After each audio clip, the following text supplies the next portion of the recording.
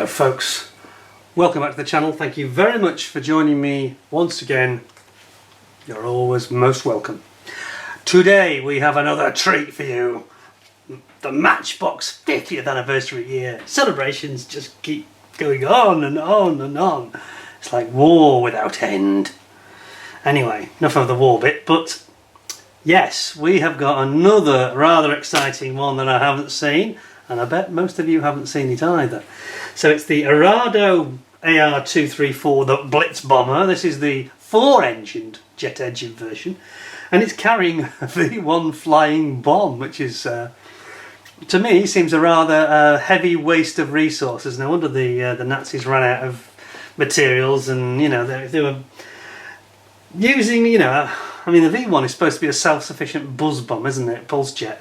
Why you would waste something like this very, you might say, over-engineered aircraft, the Blitz bomber from Arado, why you'd use that to carry a V1? It just seems like a total waste of payload, really, because it's not guided, it's not accurate, even when once it's in motion. So you're really wasting the resources of the bomber. But that's just my opinion. A lot of strange things went on toward the end of World War II on the German side like this. They were, throwing all these innovations and cross-hatching them, as we've seen with several others. So, enough of that. We have here a Matchbox. Well, is it really a Matchbox though? This is actually dated 1992. It's Revell's. It's a Revell product. I don't think this was ever tooled or even intended to be tooled by Matchbox themselves, so they're just using it as a brand. But we'll have a look at it anyway. This actually, I don't want to knock it, because this has been generously loaned to us by our good friend Jon Bevan from down there in the southeast of England. In fact, he's lent us a few very interesting kits that we're going to see over the next few days, weeks. So let's have a look what it says here. I think it gives, you have to be careful because this Revell style of packaging isn't the best, and they have this habit of this tiny writing. It's not so bad on a bigger kit like this, where the box is a decent size, but on the very small boxes you can barely read any of it. But we can today. So it says the Ar234 was the first batch-produced jet bomber and reconnaissance plane ever. The prototype is the B series, which had its first flight in 1944, was fitted with two UMO 004 jet engines. With a thrust of 890 kilograms, it reached a speed of 737 kilometers per hour. However, the C was the first and only one to have 4 jet engines, and these were of a different type. The 2x2 BMW 03-A1 engines gave this machine a top speed of 875 kilometers per hour. Modification kit for bomber and reconnaissance versions. Engine option in this kit, single or twin engines. That's good. One V1 rocket with launcher. Okay, we'll come to that. 2 auxiliary tanks, 2 auxiliary pods, rocket pods. So RATO, rocket assisted takeoff, and transfers for 3 different versions. So actually the kit does sound quite interesting. So without further ado, let's zoom you in and we'll get cracking on this one, because it is very interesting. We all like something that's a little bit weird and wacky from the end of the Nazi era in terms of their high-tech aircraft, and they were world leaders in this sort of thing. And of course America and Russia copied a lot of these concepts later. Not quite that particular one with the V1, I don't think. That wasn't very sensible, but right. So instructions. So it's got Matchbox logos all over it, but don't think it's really a Matchbox kit as such. And interestingly, we have sprues that are green, which is not something I've seen from Revell before. Whoops! Gotta be careful. Got all sorts of stuff here. We've got V1 bombs and a few items off the sprue. Let us try and assemble these together. Collection of parts that seem to be off. Not all of them? Yes. Right then, starting with the destructions. Here they are. Let's move that out of the way. Right, so thanks a lot, Jon Bevan. Another one we couldn't have done without you. This is going to be very interesting. Well, we've read the history, so there is no more history. It's just they don't do the history on the instructions, which I find a bit odd. But first we have the popping out of the decals. So yes, these look a bit better than the Matchbox of the era, don't they? Printed by Revell, it says. Before the days of cartograph. But Revels are not bad. The only thing that lets them down, if you look carefully, is there's a very thick halo of carrier film around the decal. There's a lot of it that's kind of going to give you silvering, I think. There's just a bit over the top, that is. I mean, modern decals now, they have hardly any shadow around it, but look at that. That's like a, as I say, it's like a halo. That's a bit too much. Look at it round the band on the tail. That's just crazy. Yeah. So I don't mind the decals. They look okay. Apart from this, they probably need quite a bit of trimming to make them usable. Anyway, let's have a look at the instructions. So, okay, so you're straight into it. Come out a bit for this. So, go straight into it, and you've got three versions: B2, C2, or C3. It would be helpful if you actually had an explanation at the beginning about which is which. Well, it's at the end. It's very strange that you would start the instructions that way.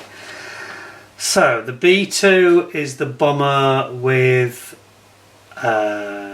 drop tanks. Here it is.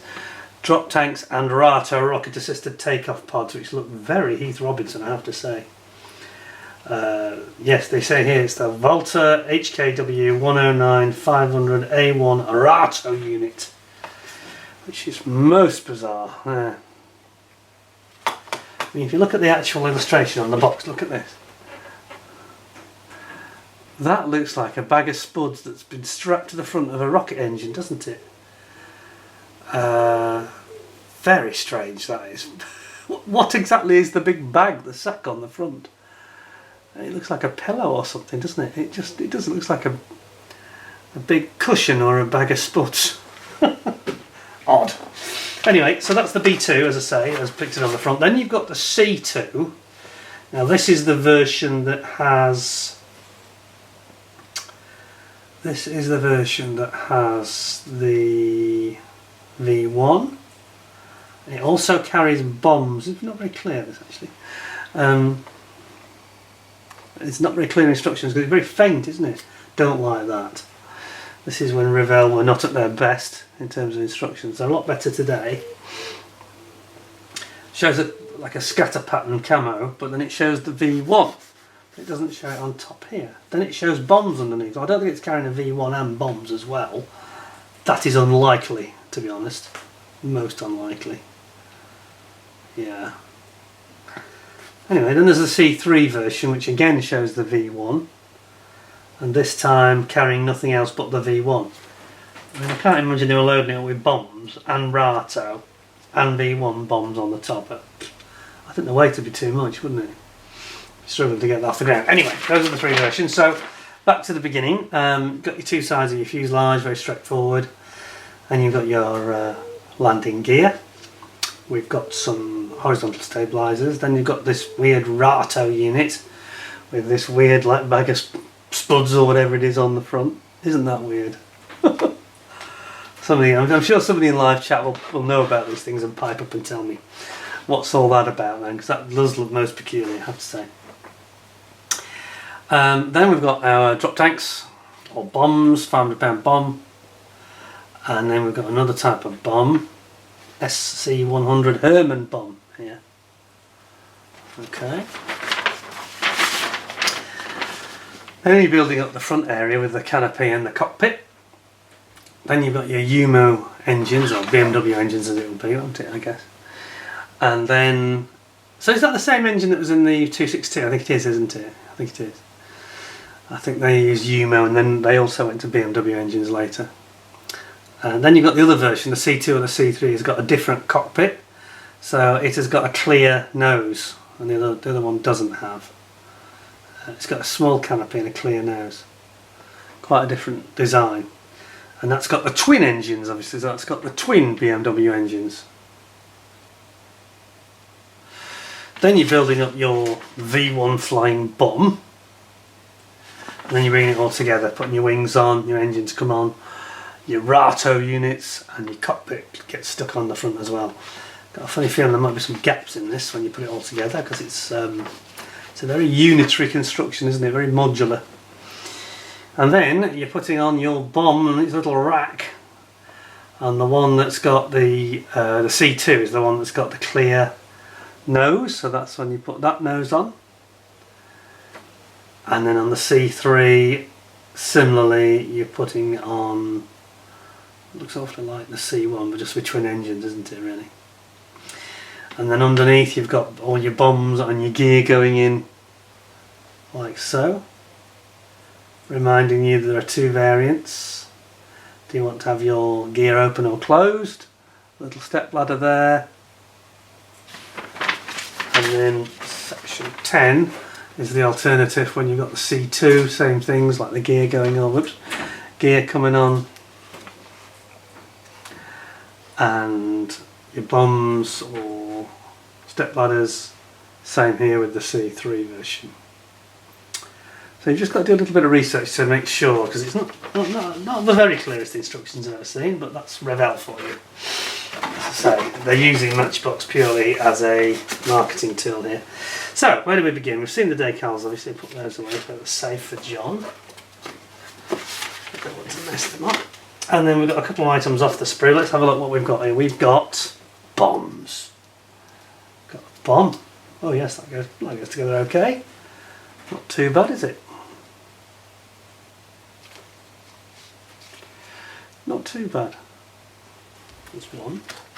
And we've got very flashy looking, I have to say, vertical stabiliser. See the flash on that? It's quite flashy, isn't it? Yeah. It's almost frog-like. Then we've got the intake for the Yumo engine, which looks quite good, to be fair. See the blades? It's quite nice. Yeah. And another one. It's two of those. Oh, no, this is the back end. The rear of it. I don't know why it's off the sprue. And then we've got another little piece here, which I'm not sure what that is. So I'll just carefully get that in the box. And then we've got a little bit of a bomb here. Huh. So, let's have a look at the clear parts then. And you've got these two different types of nose. One's got a clear upper and lower, and the other one's got like a bomb aimer's glass house dome window at the front, which is obviously this one here. So that's not bad, actually. Not bad. Some very fine lining here on the framework. That's quite nice. Not bad at all, actually. Yeah, quite like that. Not sure about these sort of bits at the side. Is that scale? Looks a bit odd, doesn't it? Anyway, not bad at all. Quite like the glasswork, to be honest. Now then, we have got a very big sprue indeed, with a flying bomb on it, so what's not to like? It's also got a lot of flash, I've got to say. Now, you know, this is what I'm saying, you can tell it's nothing to do with Matchbox. It's because Matchbox, no Matchbox kit you've ever seen, I don't think, has ever had that much flash on it. It's just not something that you see. And then you've got your twin engine nacelles here. Here's the actual pulse jet for the V1 flying bomb. So there's the body all in one piece. Wings, tailplanes, etc. Then we've got, sounds like a Chinook helicopter's going over us or something. Then we've got a pilot, although he looks again very strange, a bit odd, a bit flashy.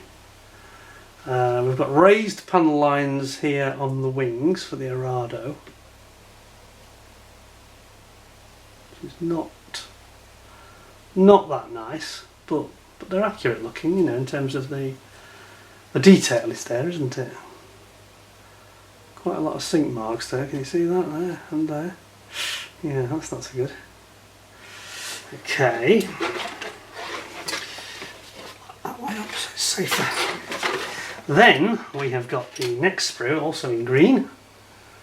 I don't care for the green very much. I think that it reminds me of some of the Matchbox, but not as well done. And again, we've got quite a bit of flash here and there on these various parts. So there's your rocket motor here for for the V1. It's the other half of the pulse jet, I should say, not rocket motor. It's a pulse jet, isn't it? I made a heck of a noise to do, a horrendous, terrifying sound these things made. And then we've got some of the where the jets mount onto under the wings there, on the Arado's wing, and again the Arado top wing this time I think it is. This is again raised panel lines, not bad, but oh okay. So it has got a bit of a cutout to give a bit of relief for the flaps and for the ailerons. And on this side, obviously, you see that it's actually cut out there. And on this side, it's complete. So that'll give you a bit of detail. Then we've got fuselage, and it's a very slender, long, slender fuselage, low drag on this jet. First jet bomber, don't forget. So that's quite something. Bit of a breakthrough aircraft. Is that a tank underneath? What's that? Quite sure what that is. Is that a fuel tank? Is that? No, that's like an aerodynamic shroud, I think, where the V1 sits on top. Okay. And then we've got the tail wheel. Sorry, nose wheel, I should say, because it's a tricycle undercarriage. I'm right, aren't I? It's a tricycle. And then we've got the wheels and tyres. The front of these rather strange Arado jet pods. And then we've got the nacelle sides for the jet engine. I think that's the single version. And then, last but not least, we have got the other side with the rest of the fuselage. Again, it's got raised panel lines pretty much all round, apart from things like the rudders. But this detail here is all raised. Then you've got your nacelles for your twin jet motors, and then here you've got these two different options for the nose. One's got more glass than the other. And there's the tailplane. And again, you can see this. I complained about the flash, but yeah, there is quite a lot. Look at that halo flash there. Yeah, not a deal breaker, but just a bit of work, isn't it, to get rid of it all. You can see it. It's more than a hint, isn't it? Quite interesting. Quite an interesting kit, I have to say. I like the fact you've got 3 different options. Makes it quite good value, I suppose. I think there's a price on this as well. Yes, there is. £8.95. Actually, that's not cheap, is it? Wellingborough, Northampton model shop. Okay. So that dates it as, well, actually late 90s. I think when that would be about £9. Mid-late 90s probably. We know it came out in 92. So, interesting. Very interesting kit, I have to say. Where would that sit then in terms of marks out of 10? It's very flashy, which I don't like. I don't like the instructions very much. They're not terribly clear. And some of the figuring, you know, the panel lining is not that nicely done. It's kind of neither one thing nor the other. It's not Matchbox and it's not really Revell either. But it's a nice kit and it's got some character to it. You've got these options of different engines, so there's lots of different options and choices you can make. So, and you've got flying bomb. What's not to like? I think it's not got the charm of a Matchbox kit, a true Matchbox, has it? I think 8.5 out of 10. I think that's fair. Would you say? Let down a bit by the flash and some of the presentation, but yeah, with a bit of clean-up, I think it'd be quite nice. And it's an interesting subject, something we don't see very often. I don't think I've seen another kit with that on actually. Using the jet bomber with 4 engines to launch a buzz bomb doesn't make any sense to me, but not for us to question it now 80 years on, I suppose. Anyway, that's it. 8.5 out of 10 is where I'm at with that one. Thank you very much to Jon Bevan for providing the kit. Really appreciate that, John. It's a very interesting one that we haven't seen before, so thanks a lot. 8.5 out of 10, but I hope you'll give me 10 out of 10 by smashing that like button. Don't forget to subscribe if you haven't already. And for those of you that are regulars, please double check that you've got your notification bell dinged so you get good early notice when another interesting kit comes along. And we've got 2 or 3 more interesting kits from Jon Bevan, so stick around and stay tuned because lots more interesting stuff still to come. Until then, thanks very much for watching. Hope you found it interesting and enjoyable. Please look after yourselves. Thanks a lot. Bye for now.